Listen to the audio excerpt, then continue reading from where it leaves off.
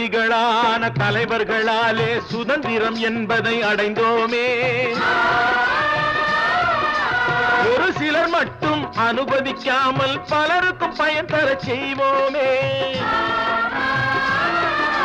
தியாகிகளான தலைவர்களாலே சுதந்திரம் என்பதை அடைந்தோமே. ஒரு சிலர் மட்டும் அனுமதிக்காமல் பலருக்கும் பயன் தர செய்வோமே. ஊருக்கு உழைச்சாலே